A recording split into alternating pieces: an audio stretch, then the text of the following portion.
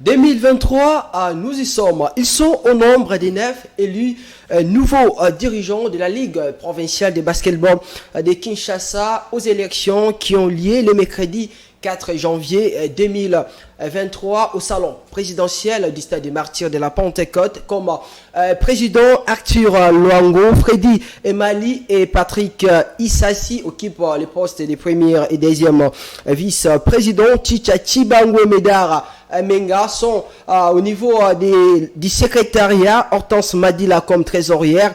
Patrick Bouzangou, Moulamba Apala Pande ainsi que Senga sont membres de ce nouveau comité de la Ligue provinciale de basketball de Kinshasa. Comment comptent-ils travailler pour relever les défis, voulais-je dire, la médiatisation de ces championnats, la rémunération des équipes et surtout ça, mais surtout les conditions des arbitres. Ce sont là autour de toutes ces questions qu'on va essayer de faire cette émission. Question de vous permettre d'avoir une idée sur les nouveaux projets au niveau de ces championnats de la ville-province de Kinshasa. Cette émission, je la co-présente avec Prince Likulia Abacha. Bonjour Prince. Bonjour Daniel.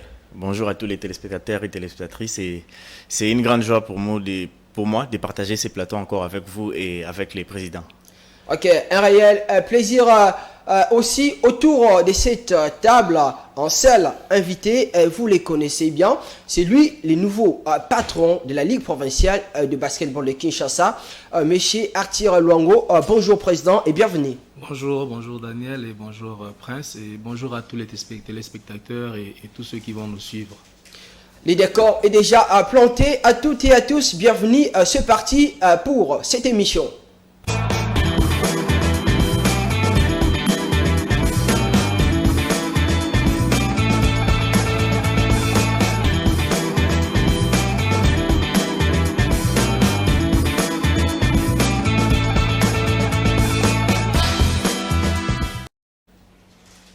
Voilà, Arthur Luango, le nouveau président de la Ligue Pro Bakin. De qui il s'agit-il? Quel est son parcours au niveau du basketball quinois en particulier, d'une manière générale, la balle au panier congolaise? On va suivre dans cet élément que vous propose le maestro Azer Timbo.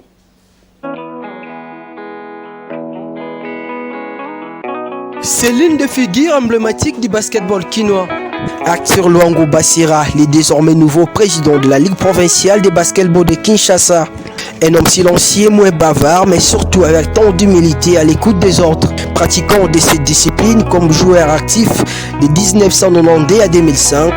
Avec la balle orange, Bassira fera ses débuts à la deuxième division en 1992 jusqu'en 1996 avec les couleurs du BC Kin Olive. Avant de rejoindre cette même année les Rouges et Or de la capitale congolaise où il jouera jusqu'en 2005 en première division. Cette année, Arthur Luango prendra ses distances avec le basketball comme athlète pour vaquer à d'autres occupations de la vie. Mais comme sa vie est liée avec cette discipline, il fera son grand retour dans cette dernière au sein du BC Terraire, mais cette fois-ci dans la peau d'une autre en 2011 pour occuper le poste du conseiller de 2011 à 2019, vice-président du club en 2020 et enfin président de 2021 à 2022 avec à la clé une médaille champion de la Ligue Pro Bakin et vice-champion du Congo. Dans sa manière de faire les choses, les très ambitieux Arthur Luango va changer la donne dans cette équipe cool. Tout passe et rien n'est des mers, disait Héraclite d'Éphèse. En 2022, Arthur démissionna de son poste de président des Terraires pour prendre les commandes de la Ligue Pro Bakin dans un comité composé de 9 membres.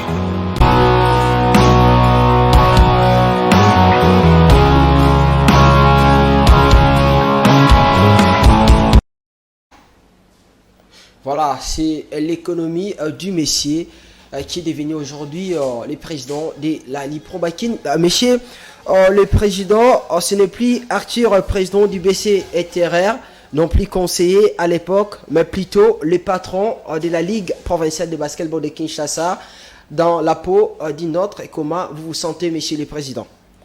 Je reste la même personne.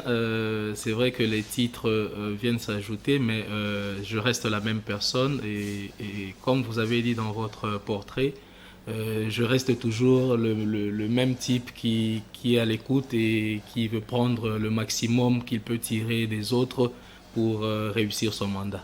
Est-ce que vous ne sentez pas la pression après avoir voilà, pris ces nouvelles fonctions du président de la Ligue Probakin, ou bien vous gardez le même rythme, comme d'ailleurs vous le disiez tout à l'heure? Oui, la pression est grande hein, parce que les défis sont énormes, c'est clair, et les attentes aussi. Il y a beaucoup de choses que les gens attendent de nous. Ils attendent de voir le changement, ils attendent de voir une nouvelle dynamique, et donc la pression est grande. Mais le même niveau de pression ramène aussi le même niveau de confiance et aussi d'effort dans le travail pour que nous puissions atteindre ces objectifs. Alors, Président, on va entrer pour parler de ces projets qui semblent être très ambitieux pour le développement du basketball quinois. Mais avant ça, permettez-nous de vous poser cette question. À l'époque, vous jouez comme athlète, vous êtes venu au niveau des terrains, conseiller et président. Est-ce que ce projet de devenir un jour président de la Ligue Pro Biking, ça date de longtemps ou bien c'est quelque chose qui est arrivé à l'improviste comme ça? Depuis mon retour dans le basket en 2011, après que je sois rentré au pays et tout, je n'avais pas l'ambition d'être président de la Ligue. Ça, honnêtement, non. Je suis resté dans le milieu et nous avions tous besoin d'un changement depuis cette époque. Et nous étions en train de pousser, mais c'est vrai qu'il y a eu aussi beaucoup d'échanges au niveau de l'Union nationale des anciens et amis du basketball, UNAB, où il se posait la question de comment nous pouvons relever ces défis-là. Pourquoi nous ne voulons pas nous-mêmes nous imprégner aussi des choses. Et j'ai pris la décision de ne pas rester passif et plaignant. Donc je me suis dit, ok, il faut passer à l'acte maintenant et aussi prendre le défi. Donc ça date de plus de 2 ans maintenant, quand je suis arrivé vice-président de Terreur. C'est alors que l'ambition de prendre la relève après les élections actuelles est venue. Donc c'est un projet que je mûris depuis pratiquement plus de 2 ans. Alors pratiquement il y a longtemps, bien longtemps, je vais passer la parole à Prince Batia pour poser quelques questions avant qu'on puisse parler de ces projets que vous appelez vision de la renaissance du basketball à Kinoa. Prince Batia, vous avez la parole. Alors, Président, aujourd'hui, vous êtes cadre, c'est-à-dire président de la Ligue provinciale de basketball de Kinshasa. La République démocratique du Congo, en basketball, n'a pas assez de ligues, surtout différentes provinces. Plus ce sont les ententes. Alors, l'une des grandes ligues du Congo, c'est la Ligue de Kinshasa. Ça ne vous donne pas un orgueil de vous sentir un peu supérieur par rapport aux autres dirigeants des basketball dans des provinces? Un orgueil, je dirais non. C'est plutôt même une pression parce que nous sommes la Ligue miroir et nous avons la malchance de travailler côte à côte avec la fédération. Notre bureau se trouve là où se trouve le siège de la fédération. Ça veut dire qu'il y a une plus grande pression. Et je crois que le secrétaire général du bureau exécutif de la fédération l'a mentionné. Nous sommes comme le gouvernorat de la province de Kinshasa, la ville-province de Kinshasa, qui travaille avec les institutions du pays dans le même coin, où il y a le Premier ministre, il y a le président de la République. Et donc la pression est plus grande. Tout le monde nous regarde, la fédération nous regarde, et ils veulent tout suivre à la lettre, comme ils ne le feraient probablement pas avec d'autres ligues qui sont ailleurs, parce qu'il y a un effet de distance.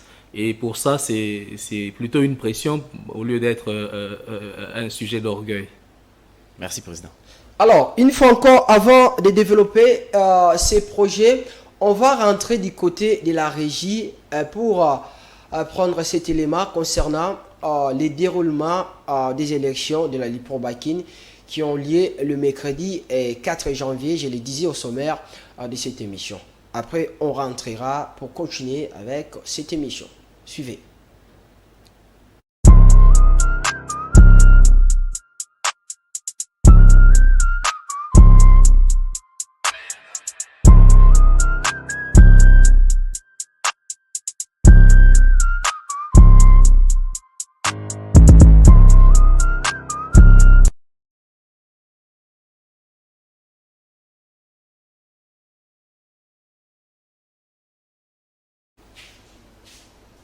Voilà, je disais, permettez-nous pour ça, on va rentrer du côté de la régie pour prendre cet élément, les reportages de cette activité, de ces élections de la Ligue provinciale de basketball de Kinshasa. Vous venez écrire une page de l'histoire parce que la Ligue aujourd'hui doit entrer. C'est sous une ambiance de convivialité que s'est tenues les élections du nouveau comité de la Ligue provinciale de basketball de Kinshasa ce mercredi 4 janvier au salon présidentiel du Martyr de la Pentecôte Stadium. C'est aux environs de 14h45 minutes après l'avis favorable de l'Assemblée plénière, le go sera donné par le président sortant de la Ligue, Trésor Nganga. Place au vote. Au finish, Arthur Luango est élu sans appel le nouveau président de l'organe fêtière du basketball quinois avec 22 voix sur 23 votants, donc une majorité absolue. Les désormais anciens présidents du BCTRR a comme premier et deuxième vice-président Freddy Mali et Yannick Issassi. Chichachi Bangou et Medar Menga occupent le poste de secrétaire et secrétaire adjoint. Tandis que Papi Senga, Patrick Bouzangou, Charles Apala, Tardi Moulamba sont élus membres de la Ligue. Hortense Madila est la nouvelle trésorière. Ces élections s'est déroulées sous les yeux vigilants des deux secrétaires de la Fédération de basketball du Congo.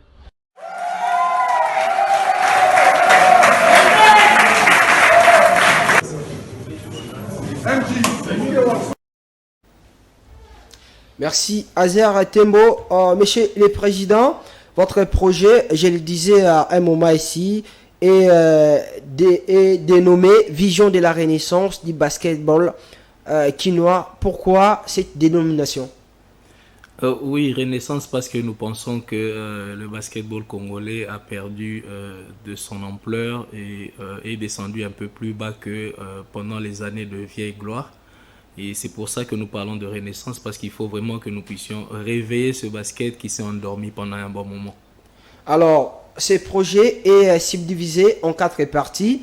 Vous avez parlé de la vulgarisation, des renforcements des capacités et des actions formatives à tous les niveaux.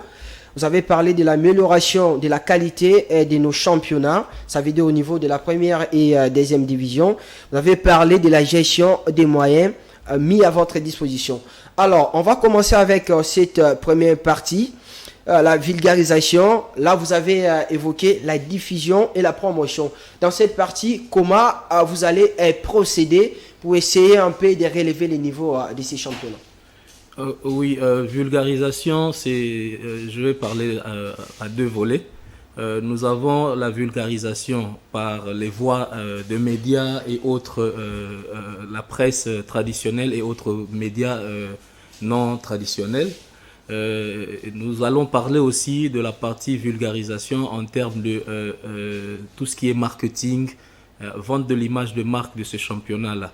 Et donc, il y a un projet média qui est en cours d'évaluation et de revue, qui va nous servir de cheval de bataille. Et au-delà de ça, il y a un projet marketing aussi, où nous allons créer après une commission qui sera appelée commission communication, et puis il y aura une communication et marketing, et il y aura d'autres commissions, sous-commissions qui vont travailler pour que nous puissions ensemble mettre les idées, non seulement les membres du comité, du bureau exécutif de ce comité, mais aussi et surtout d'autres partenaires comme la presse, comme ceux qui peuvent être des responsables d'un élément ou d'un autre dans ce plan marketing et dans ce plan média.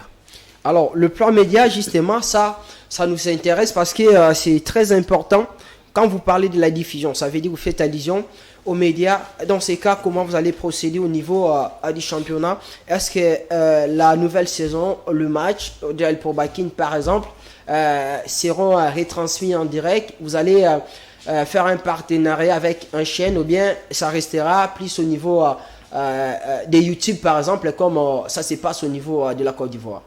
Nous allons utiliser toutes les voies possibles. Nous allons d'abord créer déjà une chaîne YouTube de la Ligue. qui va commencer à diffuser les matchs en streaming pour que tous ceux qui sont même en dehors du pays puissent avoir l'occasion de suivre.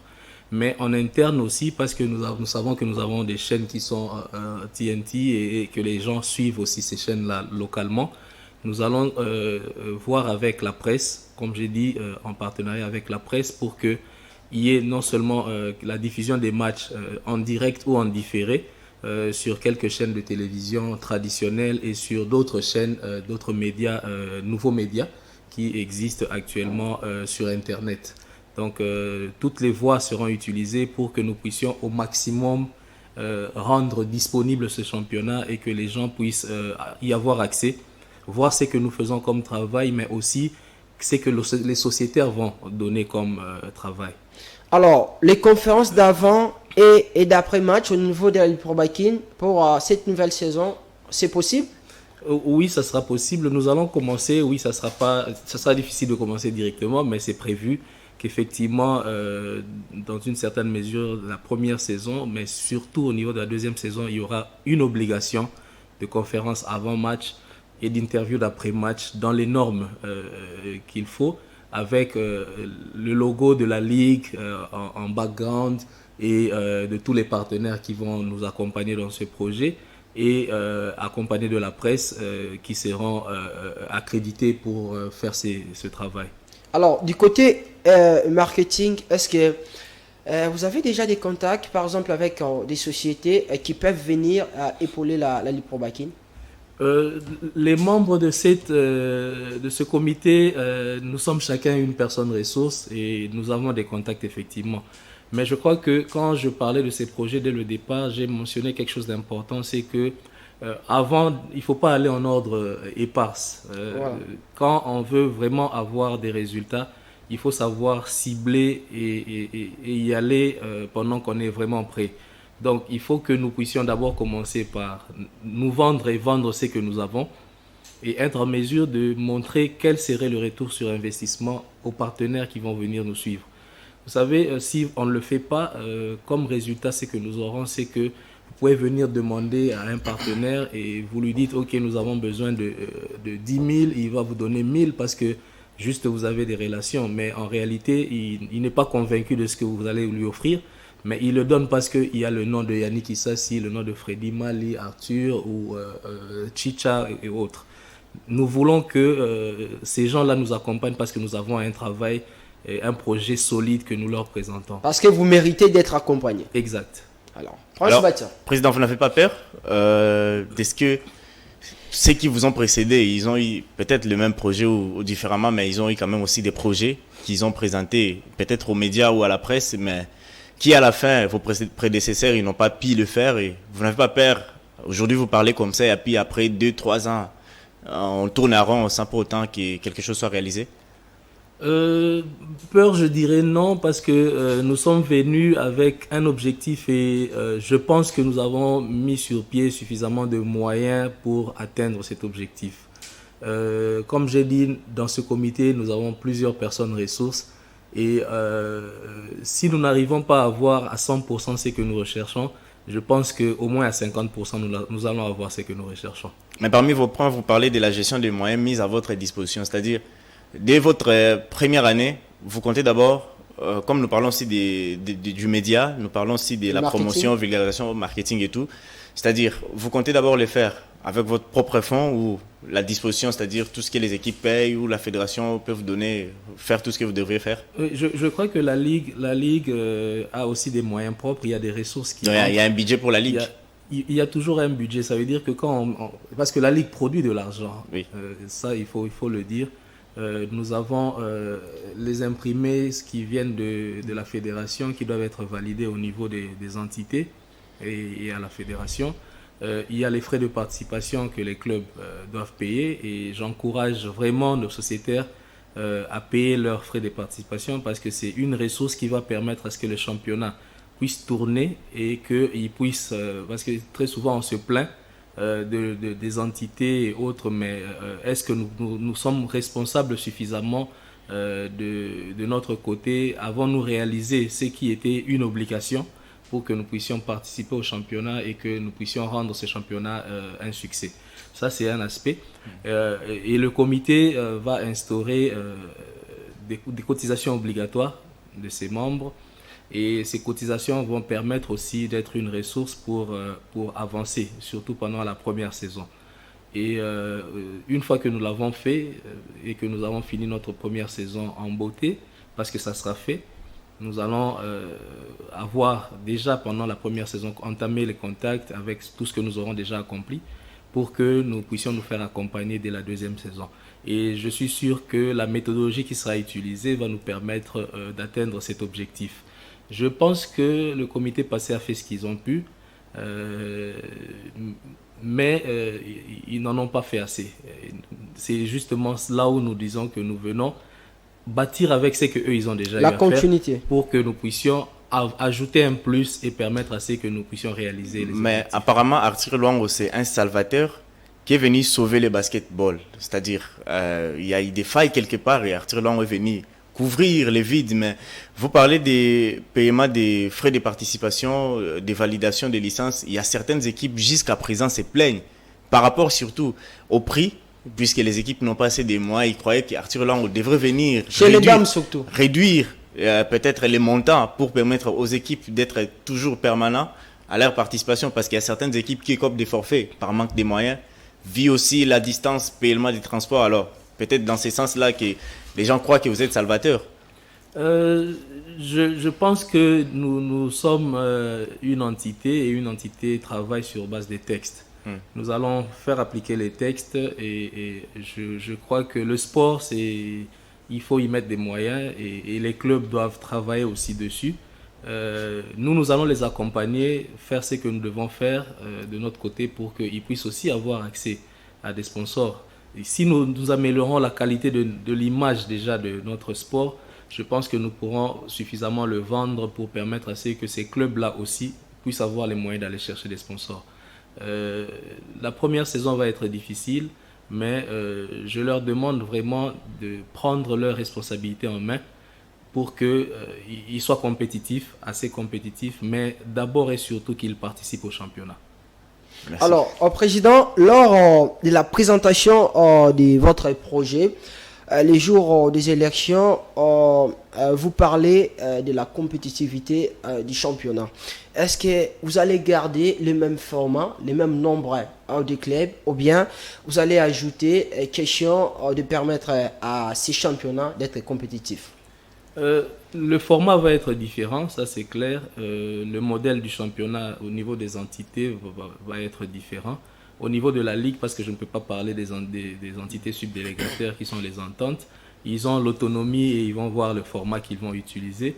Mais au niveau de la Ligue, l'objectif c'est que tous les clubs puissent jouer le nombre de matchs requis. La FIBA a amené un changement au niveau du nombre de matchs requis pour une équipe en championnat, et pour une saison c'est 35 matchs maintenant. Ouais. Donc si on fait jouer sur le format actuel, je ne pense pas que nous pourrons le faire. Il y a autre chose, un autre aspect, c'est que pour qu'on puisse jouer le plus de matchs possible, il faut qu'on ait suffisamment de terrain de jeu. Et donc, Président, les terrains, on va en parler, puisque vous parlez de la FIBA, 35 matchs, peut-être chez les garçons, par rapport au nombre de clubs, ça pourrait marcher. Et chez les filles, on a que 9 à 10 clubs comme ça. L'année, les saisons passées, c'était compliqué parce qu'à un moment, on voyait les filles s'est reposées, même un mois et demi, elles sans jouer. Comment vous allez faire pour essayer et de sortir la tête de l'eau? Je pense qu'avec 12 clubs de dames, si nous les faisons jouer déjà en aller-retour, parce que l'année passée, les filles ont joué la phase comme le championnat des garçons. On ne va pas utiliser le même format des garçons chez les dames. Je pense qu'il faut qu'on arrive à trouver un format qui va être différent. Et c'est déjà en discussion, en cours de discussion. Et ce que je peux révéler déjà, c'est que chez les dames, elles vont jouer déjà en aller-retour. Quand vous avez 12 clubs, ça veut dire que chaque club va jouer 22 matchs au moins en phase aller-retour et passer au niveau de la phase des 10 ou des playoffs. Et ça, c'est des choses que nous sommes en train d'analyser pour qu'on puisse atteindre, si pas tous les clubs puissent jouer les 35 matchs, mais au moins la moitié des clubs, ceux qui vont arriver jusque dans les derniers carrés, ils doivent avoir fait 35 matchs. Vous avez une question concernant ces points? Non. Alors, Président, on va prendre la deuxième partie de votre projet. Vous parlez du renforcement des capacités et des actions formatives à tous les niveaux. À ce niveau, comment vous allez faire? Est-ce que vous allez organiser des formations, par exemple, pour les dirigeants, pour les coachs de la Ligue Pro Bakin? Les formations existent. Il y a des formations FIBA qui existent. Et nous allons être là pour faire le plaidoyer au niveau de la fédération pour que nos coachs de Kinshasa puissent bénéficier du maximum de formations possibles. Ça, c'est un aspect. Nous allons organiser, avec l'appui de la fédération, une formation pour nos arbitres et le recrutement des arbitres aussi. Parce qu'aujourd'hui, nous avons, tout compte fait, 28, maintenant 27. Comme Abba est passé de l'autre côté, il ne sera plus arbitre.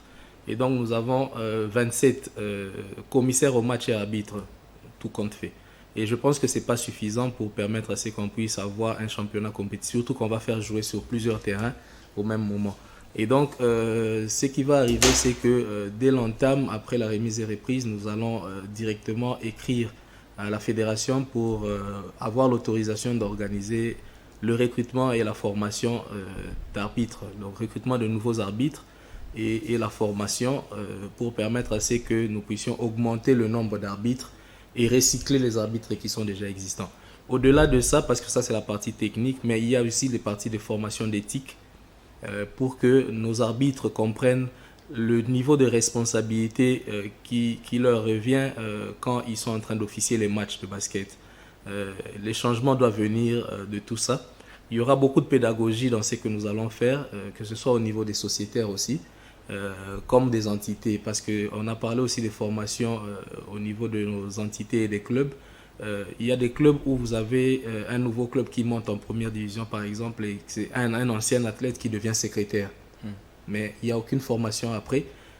Ces secrétaires doivent comprendre l'esprit des textes, doivent savoir interpréter ces textes, doivent savoir quelles sont leurs obligations en tant que club et comment ils doivent procéder. Aujourd'hui, nous avons des clubs qui n'ont pas encore tenu leurs assemblées, alors que on est à combien? 8 mois ou 9 mois, 7 mois après la fin du championnat, parce qu'on a fini le championnat au mois de juin, c'était le 30 juin ou le 1er juillet.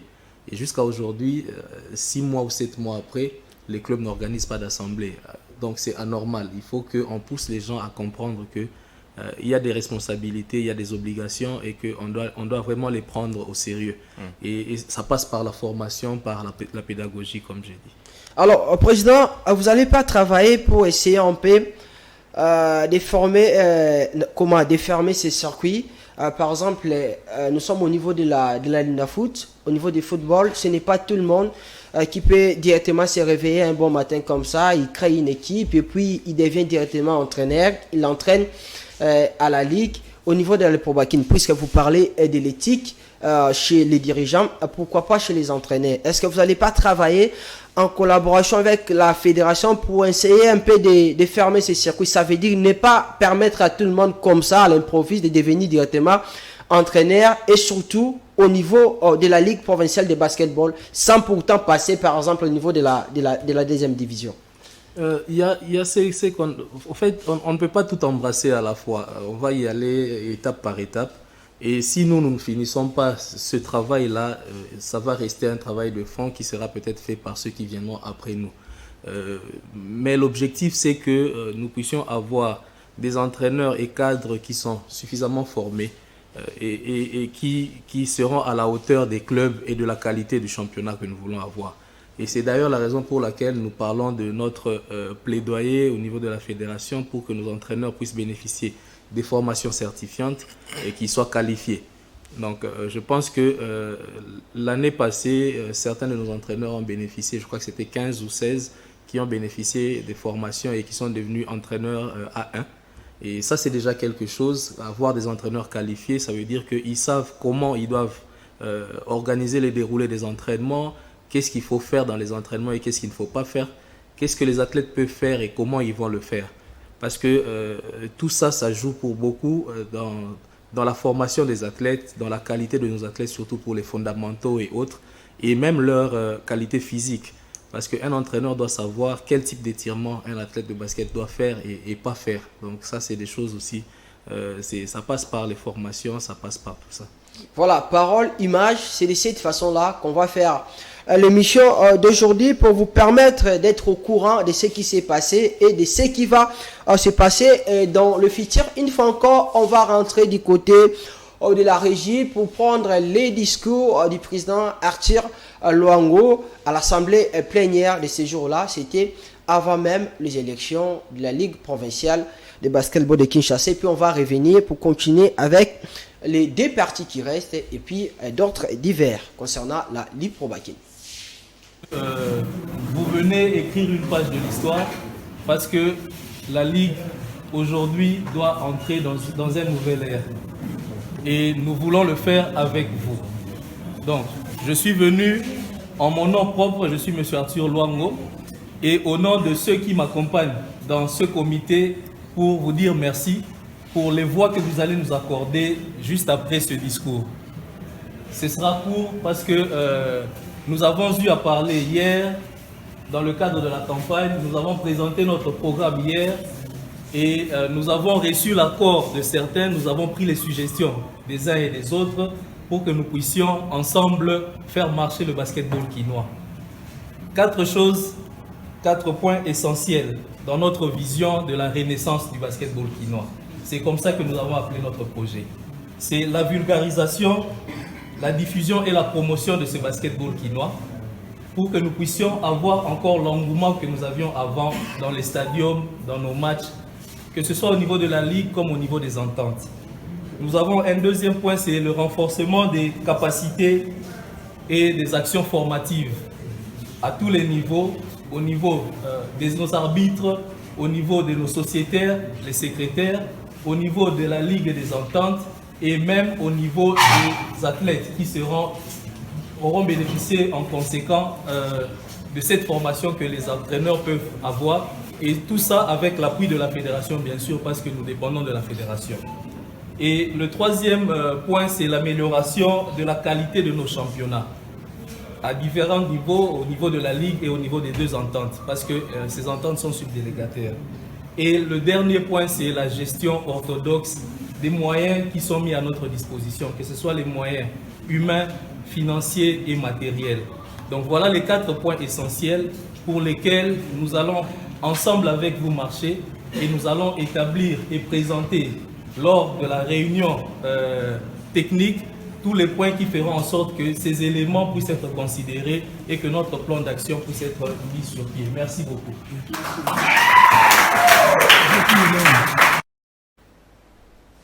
Voilà, merci Azer Tembo. Président, on va qu'on puisse exploiter les troisième et les quatrième points. Je vais revenir sur le deuxième point puisque vous parlez des actions formatives à tous les niveaux, les dirigeants, les coachs, mais ces formations, comment les athlètes, parce qu'il y a un niveau, vous avez dit au niveau des athlètes, comment les athlètes vont-ils bénéficier aussi de ces formations? Est-ce que vous allez organiser les séances de formation pour les athlètes? Et si c'est le cas, par exemple, pour parler de quoi? Non, quand je parle des athlètes, ça veut dire que comme vous aviez dit, il y a des coachs qui ne sont pas formés, mais qui sont en train de coacher des clubs. Et donc, ça veut dire que aujourd'hui, si ces coachs-là reçoivent des formations, ça va bénéficier à ces athlètes-là. C'est comme ça que j'ai dit que c'est l'effet d'entraînement et la conséquence. Les athlètes vont bénéficier des formations qui seront données à leur coach par effet d'entraînement. Mais alors, Président, j'aimerais savoir une chose. Qui doit former et les coachs et les entraîneurs? Parce que certains coachs ont dit qu'ils ont attendu peut-être 4 ans pour qu'un formateur FIBA, un instructeur FIBA arrive ici à Kinshasa. Donc ça prend du temps. Alors peut-être, vous pensez que ça doit être quelque chose qui doit venir après chaque année ou comment? Normalement, c'est FIBA envoie et les fédérations font les demandes de formation. Donc ça veut dire FIBA va donner les formations disponibles et les fédérations vont faire une requête officielle. Et je pense qu'il y a eu des années où la fédération n'a pas eu à le faire. Et si nous écrivons à la fédération pour dire que nous avons besoin de formations, c'est alors que la fédération va savoir qu'il y a un besoin pour qu'il y ait des formations qui soient organisées. Et nous allons faire en sorte que chaque année, que nous puissions bénéficier de ces formations pour nos entraîneurs. Et pour les arbitres, ils regardent les vidéos. Parce qu'il y a certains, un coach m'avait dit que les arbitres ici, peut-être, ils regardent même pas des matchs professionnels. Les arbitres, nous avons 2 internationaux ici. Et si nous avons l'autorisation de la fédération, ces internationaux peuvent déjà commencer à former. Et si l'occasion se présente et que nous avons aussi des formateurs qui viennent de l'extérieur, ça va encore être un plus. Mais moi, je pense que les 2 internationaux que nous avons ont la qualité et de la matière qu'ils peuvent transmettre et aux nouveaux et même aux anciens pour recycler certains d'entre eux.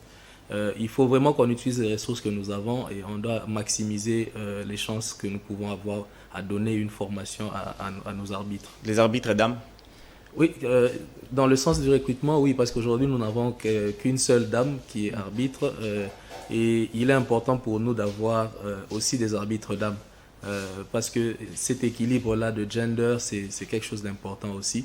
Et nous allons encourager les clubs et les anciennes basketteuses aussi qui le souhaitent à passer à l'acte et à devenir des arbitres, par exemple.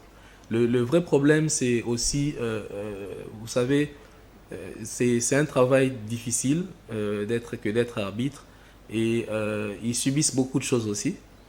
Il faudrait qu'on éduque, comme j'ai dit, en termes de pédagogie. Il faut vraiment beaucoup d'éducation et d'éthique au niveau de notre basket pour permettre à ce que ces gens-là puissent prendre le plaisir de faire ce travail-là. Merci.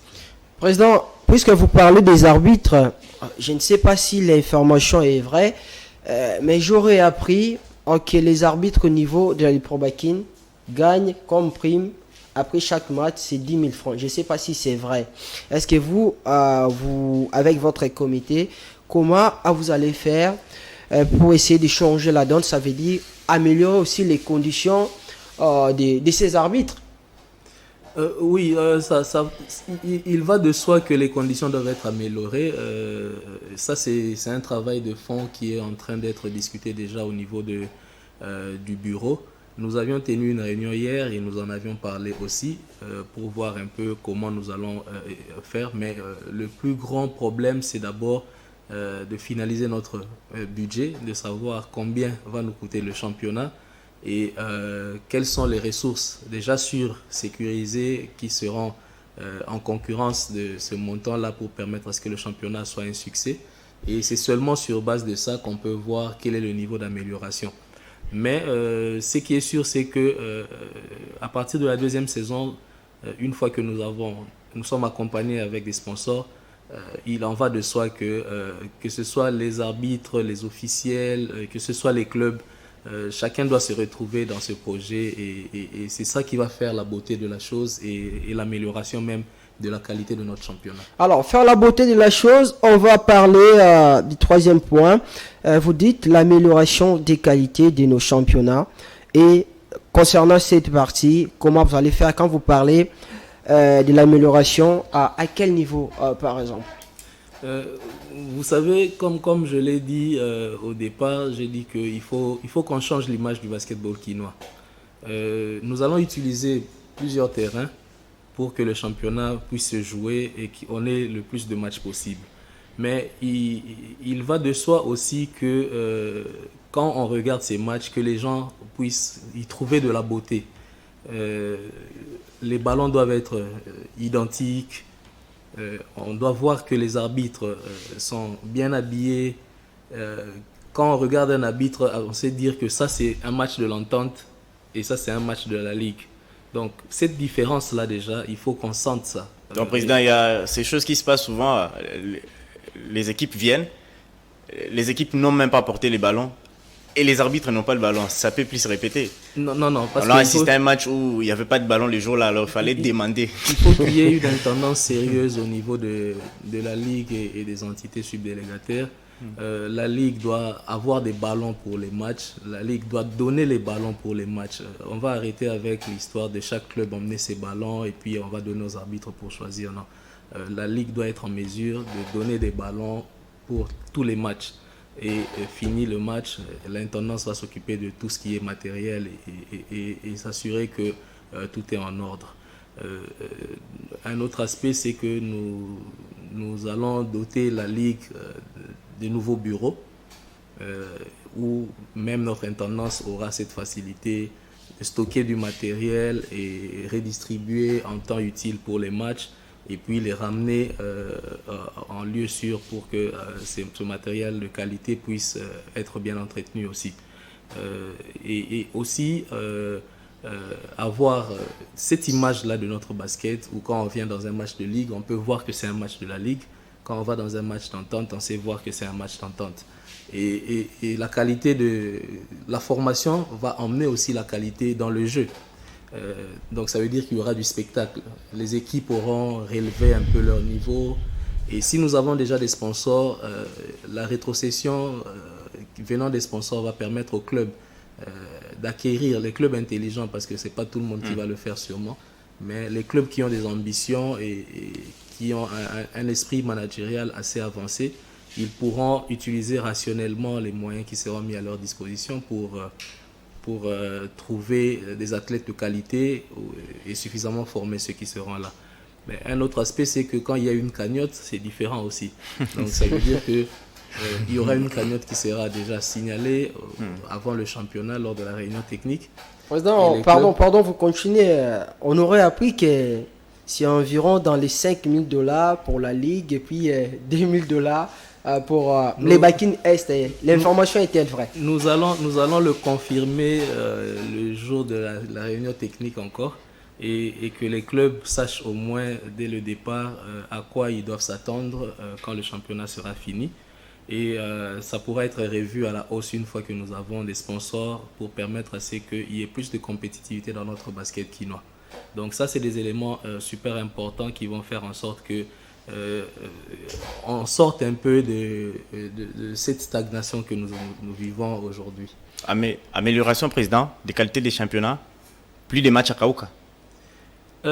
Nous pourrons toujours utiliser le terrain de Kaouka, mais les conditions qui vont avec l'organisation des matchs doivent être améliorées. Je pense que s'il y a un match à Kaouka, nous ne pourrons probablement pas faire jouer SCTP sur le terrain de Kaouka sans sécurité rationnelle qui va avec ce match-là. Ou littéralement ne pas les faire jouer là-bas et qu'ils utilisent d'autres terrains. Mais comme je l'ai dit, nous n'allons pas jouer déjà sur un seul terrain. Ce qui fait que nous allons chercher comment rationaliser et vraiment organiser le championnat de telle sorte qu'il y ait moins d'incidents, qu'il y ait moins de problèmes aussi liés à la sécurité. Alors, Président, quand vous parlez de l'amélioration des qualités, est-ce que vous allez, par exemple, obliger les clubs, une marque devrait apporter, par exemple, commencer à mettre les logos de la Ligue et puis, ou bien de la fédération, comme ça se passe ailleurs? Nous ne pouvons pas le faire pour le moment parce que, vous savez, c'est des moyens. Acheter des maillots, c'est tout un budget. Et je ne pense pas qu'on va venir encore alourdir la tâche des sociétaires. Mais ce qui est sûr, c'est qu'une fois que nous avons des sponsors, il y aura sûrement des obligations liées au contrat aussi avec les sponsors où on fera en sorte que les clubs peuvent venir avec leurs maillots et que ce soit la Ligue qui puisse floquer les différents logos et leur remettre. Ça, ce sera des obligations qui pourront être prises en compte dans l'avenir. Président, on essaie quand même de parler des terrains. Certes, à Kinshasa, il y a aujourd'hui un problème des terrains, et surtout des terrains avec normes, mais vous avez quand même une vision très perfectionniste. Alors, vous pensez peut-être entrer en contact avec des personnes qui peuvent vous aider pour obtenir certains terrains, tels que l'Institut français, ou tant d'autres terrains qui vont vendre l'image de la Ligue comme vous les pensez, surtout côté marketing? Oui, effectivement, nous avons déjà entamé quelques démarches dans ce sens-là. Nous voulons maximiser sur les terrains pour qu'on organise plusieurs matchs au même moment. Et pour arriver à le faire, il faut que cette infrastructure soit disponible. Nous sommes déjà dans des actions vers le terrain de la police, par exemple, le nouveau terrain qui a été construit, pour que nous puissions avoir quelques jours qui nous seront dédiés pour le basket et voir les conditions qu'ils vont donner par rapport à ça. Vous avez cité le terrain de l'Institut français. Effectivement, il y aura aussi des actions dans ce sens-là pour voir si nous pourrons l'avoir pour certains matchs de week-end Et une fois que nous aurons de retour les terrains au Stadium des Martyrs, ça va aussi faciliter beaucoup de choses. C'est vrai que tous ces aspects doivent être pris en compte pour qu'il y ait des images de qualité et que les terrains soient de qualité. Alors, les terrains de la police. Azer, s'il vous plaît, montrez-nous ces terrains. Les terrains de la police. Alors, président, de ces côtés, si ça arrivait que vous puissiez vous procurer de ces terrains, est-ce que l'entrée sera gratuite comme toujours, ou bien il faut commencer à payer, par exemple, comme ça se passe à Goma. Goma, aujourd'hui, on paye combien? 5 000 francs, les droits d'entrée pour adultes, pour la et 2 000 tribune. francs pour enfants. Ouais. Oui, mais les matchs ont toujours été payants. C'est juste que l'organisation autour n'a pas toujours suivi. Même au Cercle Kaouka, je pense que les gens payaient quand même les billets pour entrer. Nous avons joué les matchs de finale de l'année passée, je pense, quand j'étais encore chez Terreur, au terrain de l'Alliance de Lemba, et les entrées étaient payantes. Donc je pense que c'est quand on a une infrastructure comme ce terrain de la police qui est devant nous, c'est plus facile pour nous d'organiser le paiement des droits d'entrée et c'est des ressources qui doivent arriver pour faire fonctionner la ligue et être rétrocédées au club. Quand je jouais au basket, je me rappelle que nous avions des matchs au Stadium des Martyrs et on recevait un pourcentage des ressources qui étaient rétrocédées par la ligue au club. Qui ont joué des matchs. Donc nous ferons la même chose et peut-être pourquoi pas améliorer et aller encore plus loin. Un seul terrain ou bien vous allez négocier par exemple les week-ends, question de faire jouer pourquoi pas un seul jour 2 à 3 matchs.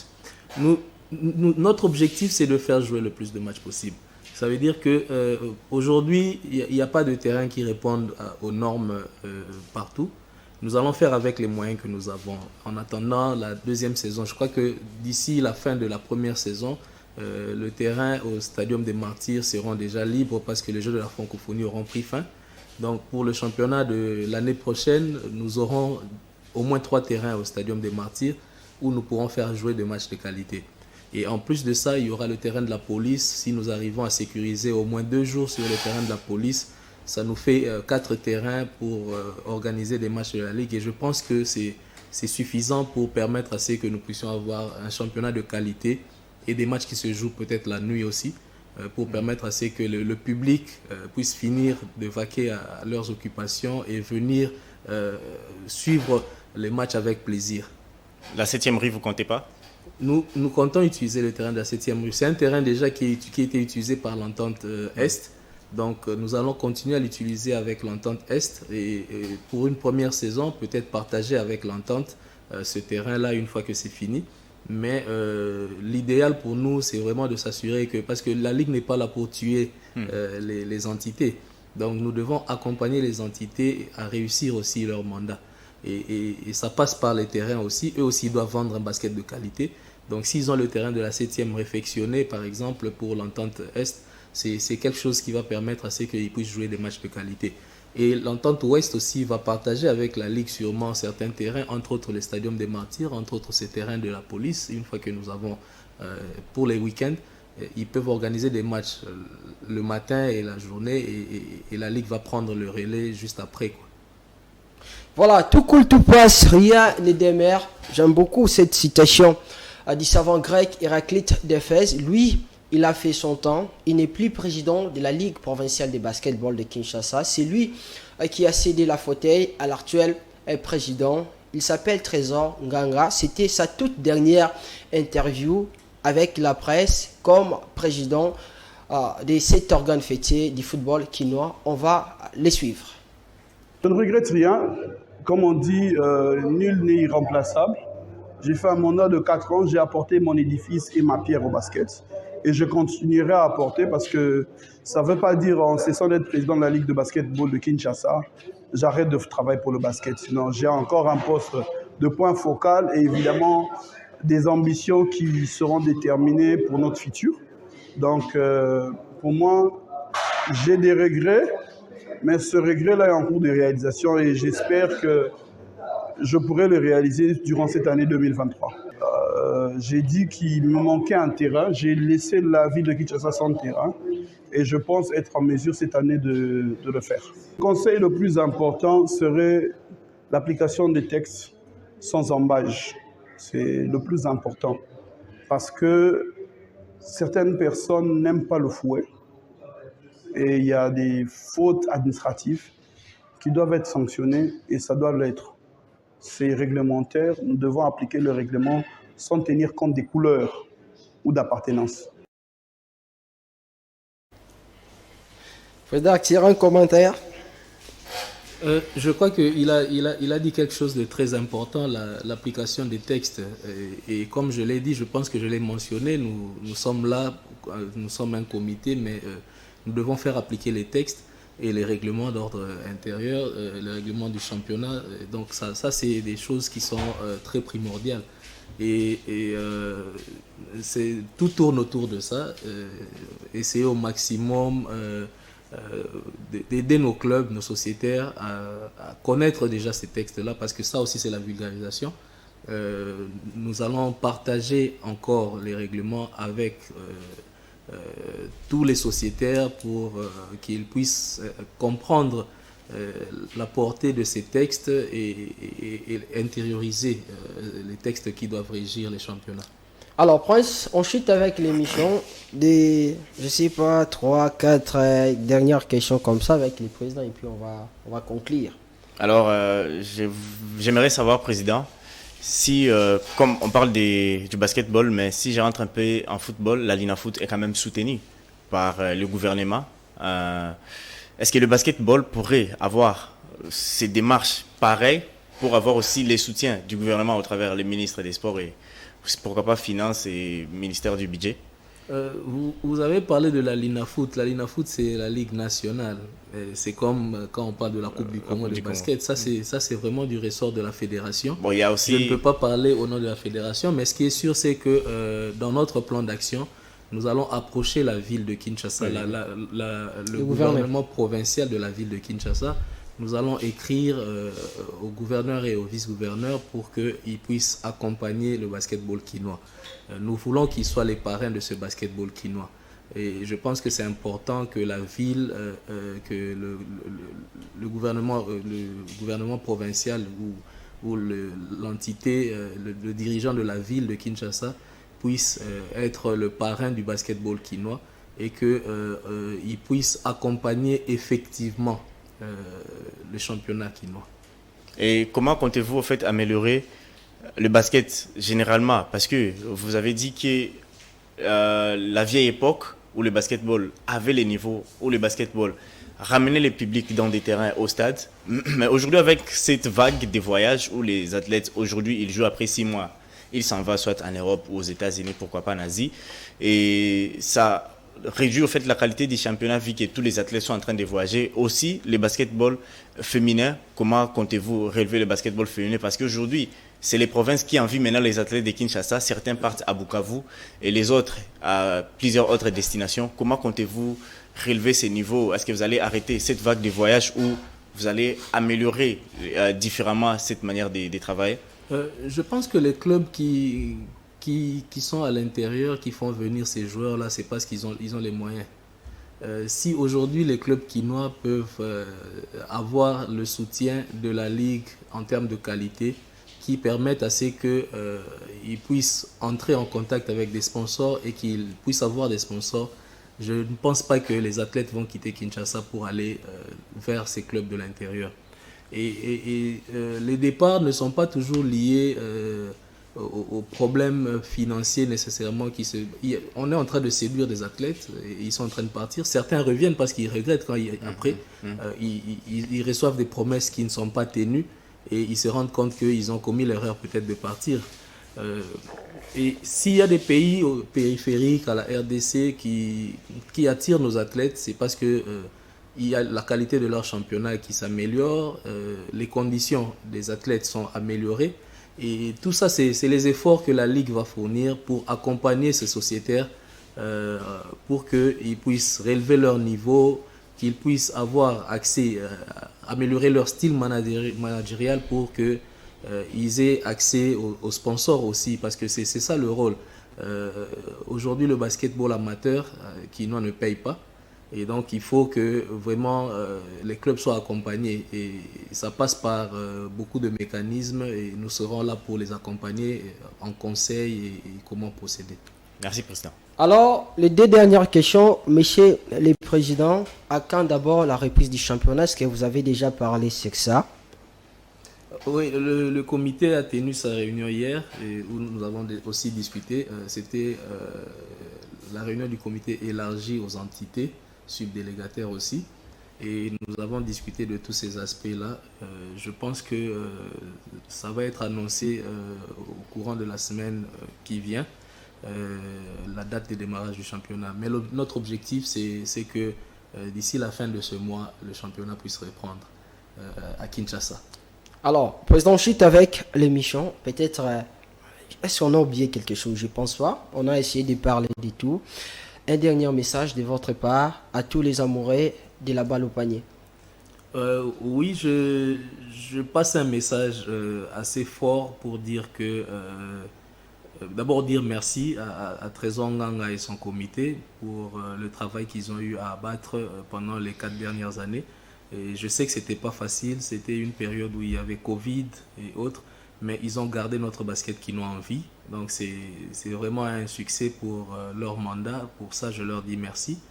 Et je vais demander au public, aux sociétaires et à tous ceux qui aiment le basket de revenir parce qu'il y aura beaucoup de changements.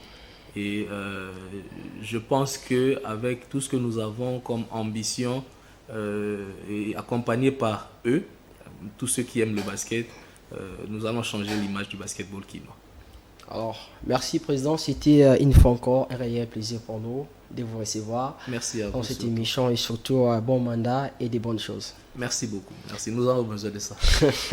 Alors, cette émission est terminée, mais je vais citer par cette pensée importantissime du savant français Edgar Morin. Écoutez ça, c'est qu'il dit: l'an 2000 est derrière nous, nous ne savons jamais ce qui arrive. Comment voir, savoir, prévoir, qui croire, peut-on croire encore? Nous savons désormais que nous ne sommes pas à l'aube d'un âge d'or, mais au cœur de l'âge de fer, dans l'ère nord des Lumières, mais de la préhistoire de l'esprit, dans ce siècle qui vient de s'achever. Crise, progression, régression et révolution se sont mêlés et ont été à la source de toute limitation. Nous devons enfin accepter que notre mode de pensée nous aveugle plus qu'il nous éclaire, qu'il mutile, fragmente et dissocie le réel. N'est-il pas vital pour entrer dans un nouvel siècle de réviser nos méthodes et de penser concernant nos conceptions, question aussi d'améliorer les choses, de bien travailler pour élever les niveaux de basketball au niveau de la ville-province de Kinshasa. C'est un réel plaisir pour moi de vous présenter à cette émission. Je la dédie au monsieur le sélectionneur national, Timba Mikemo Kao. On va se retrouver prochainement pour un autre numéro. Que vive le basketball, vive la République. Restez-nous toujours fidèles.